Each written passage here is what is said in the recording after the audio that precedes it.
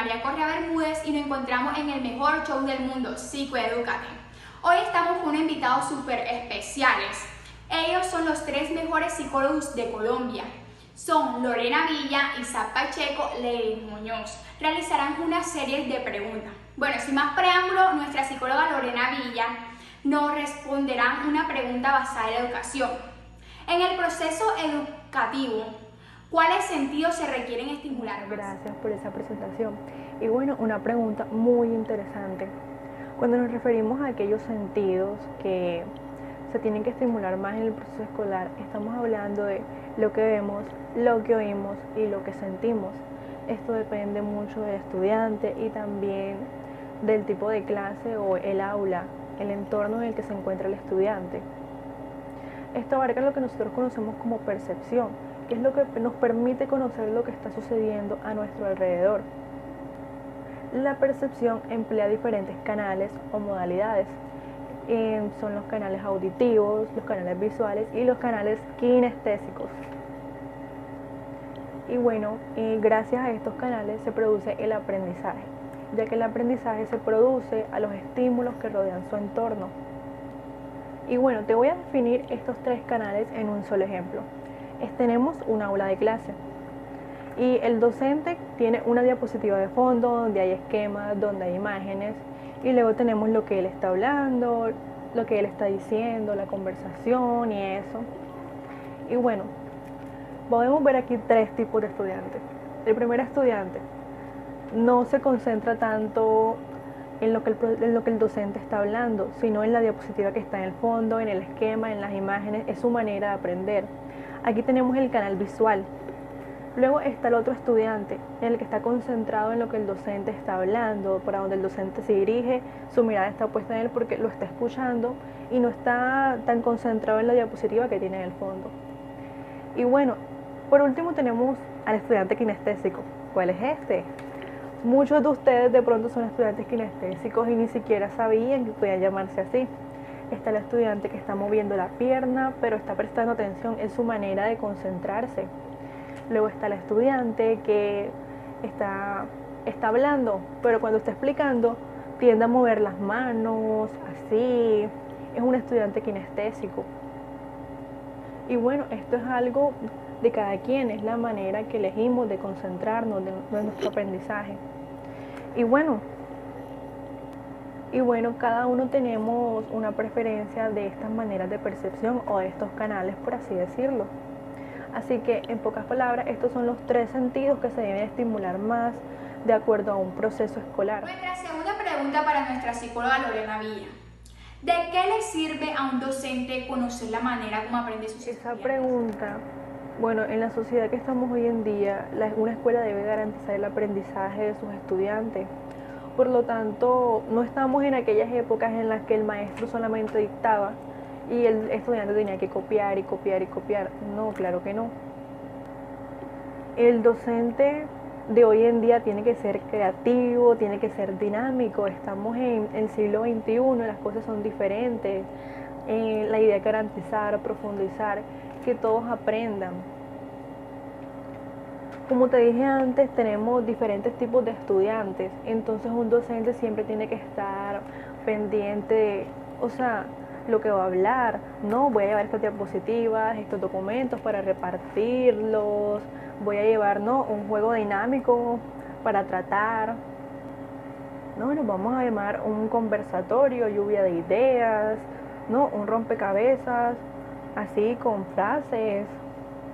Tiene que ser dinámico. Por ejemplo, si un estudiante el estudiante que es visual se deja llevar por imágenes, por esquemas, contenido. El que es auditivo, un conversatorio, lluvia de ideas. El estudiante kinestésico, un rompecabezas. Hay diferentes maneras de tratar a un estudiante. Por eso es importante que un docente conozca las maneras en las que un estudiante puede aprender. Esa es la importancia. Enseñarle el tipo de estudiante. Y bueno, esa es la importancia de que un docente los conozca, que dé nuevas ideas, que sea innovador el docente, que se encargue de la educación del estudiante. Y bueno, puedo decir que eso es todo. Muchas gracias por el espacio, por permitirme participar del programa. Muchas gracias, Isaac. A continuación, nuestra psicóloga Lady Muñoz. Ella con tan solo 27 años de edad es egresada de la mejor universidad de Colombia, la Nacional. Ella nos responderá estas dos simples preguntas. Bueno, Lady, ¿cómo cree usted que el proceso educativo puede favorecer al proceso de desarrollo del lenguaje? Gracias por invitarme a tu programa. Estoy muy feliz y contenta de estar aquí acompañándolos a ustedes. Y bueno, respondiendo a tu pregunta anterior, yo creo, y bueno, desde un punto de vista social, el lenguaje es muy importante porque gracias a él nosotros podemos comunicarnos con otras personas como lo estamos haciendo ahora mismo.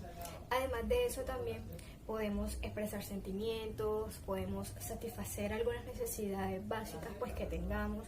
Y por último, se podría decir que también nos ayuda para regular algunos comportamientos de otras personas. Esta quizá es una de las funciones más evidentes y la que por lo tanto guía la mayoría de actividades que se propone en una aula de clases.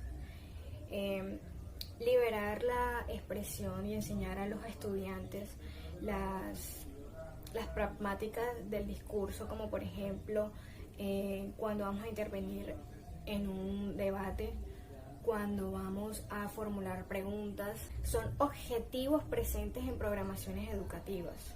Bueno, el sistema gramatical irá progresando a lo largo de los primeros años escolares como resultado del uso lingüístico en situaciones reales o funcionales.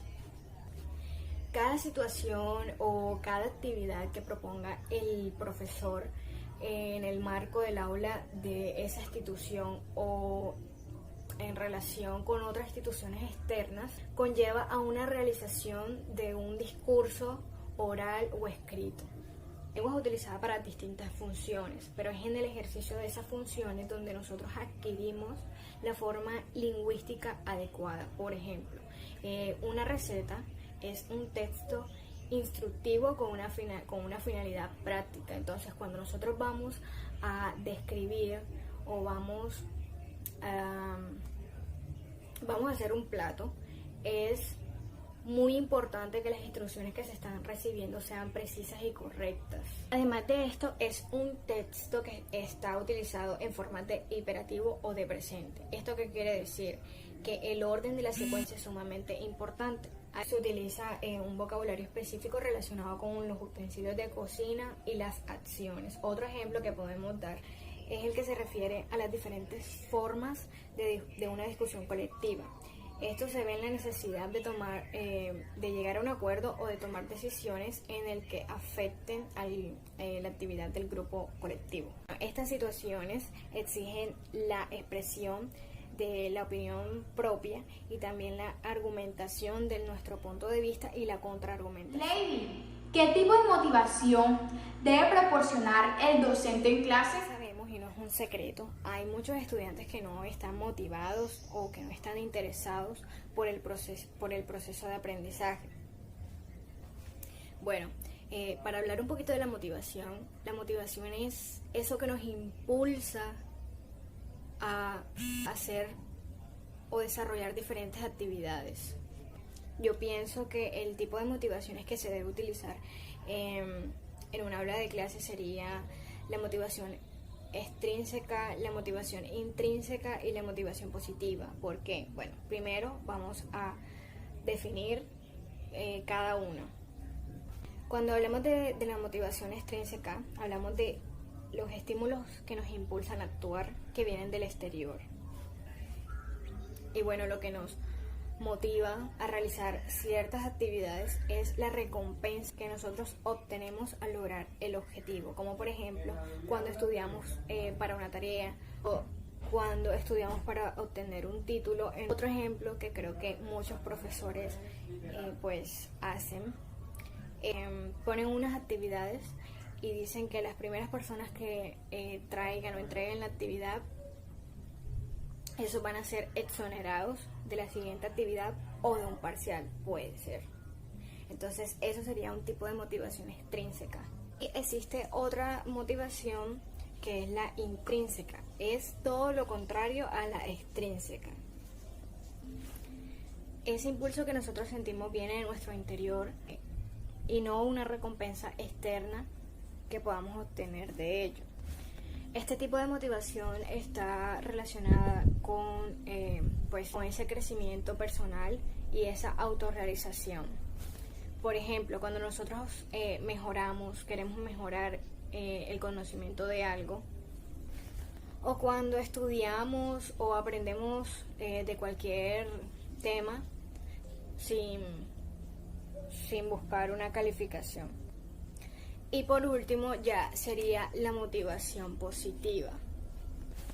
Es cuando tenemos ese impulso de realizar algunas actividades y ser constantes en ellas, por el hecho de que podemos obtener algo positivo o simplemente por gusto o por placer de hacer eso. Vamos a unos breves cortes comerciales.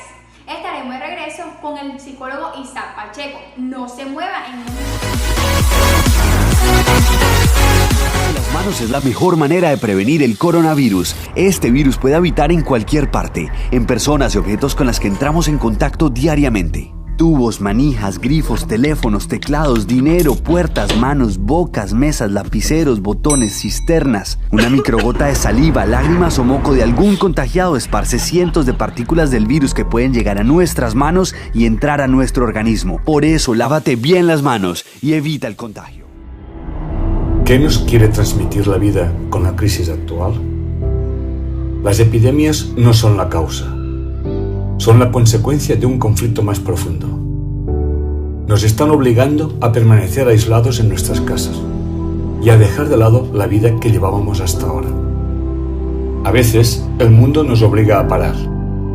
La Tierra está pidiendo a gritos que reconectemos con nuestra esencia. Olvidémonos por un momento de cómo está el mundo y reflexionemos sobre cómo está nuestro mundo. ¿Qué relaciones estableces en tu vida? ¿Quienes te rodean quieren lo mejor para ti? ¿Quieres tú lo mejor para ellos? Hay quienes se abandonan porque se sacrifican por los demás. Otros se abandonan cuando piensan solamente en ellos.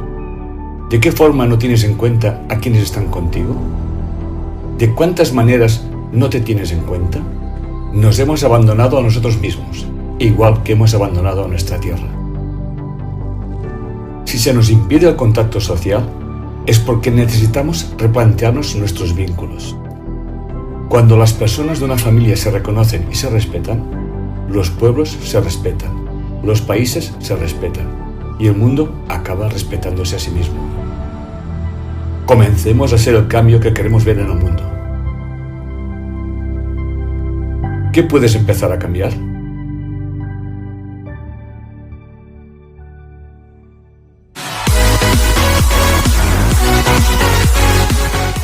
nuevamente. Estamos con el psicólogo Isaac Pacheco, egresado de la Corporación Americana de Barranquilla. Bueno, Isaac, la primera pregunta dice: ¿cuál resulta de mayor influencia? ¿El pensamiento sobre el lenguaje o el lenguaje sobre el pensamiento? Hola, primero que nada, gracias por la invitación. Respondiendo a tu pregunta, yo pienso que el pensamiento tiene una mayor influencia sobre el lenguaje, ya que el lenguaje depende del pensamiento.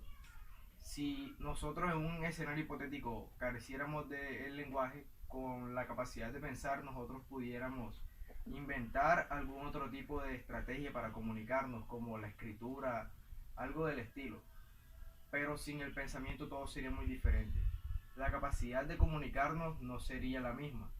No daría igual prácticamente, porque con el pensamiento es que nosotros nos expresamos. Estaríamos solamente hablando, no comunicando, no diciendo algo concreto, solamente estaríamos hablando, sin expresar nada importante, algún pensamiento, algún sentimiento. Sería completamente diferente. Isaac, ¿puede establecer alguna relación entre el desarrollo del lenguaje y la cultura? De acuerdo con esta segunda pregunta, yo pienso que el lenguaje y la cultura están relacionados, porque las personas aprenden a expresarse del lugar de donde vienen, de sus culturas.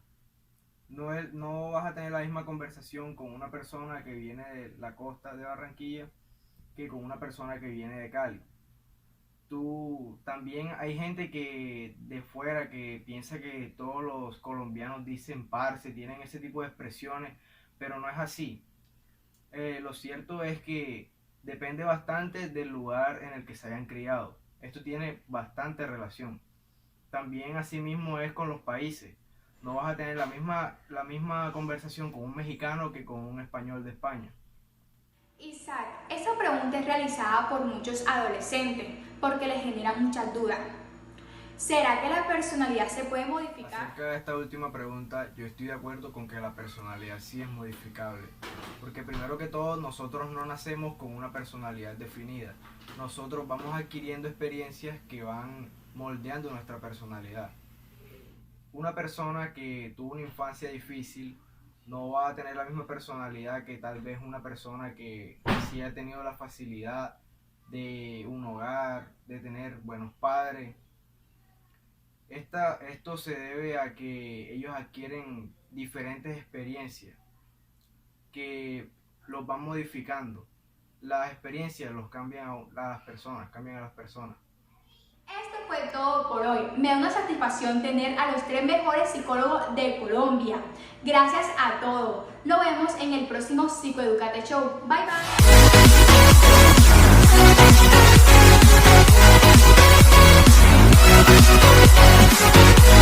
bye.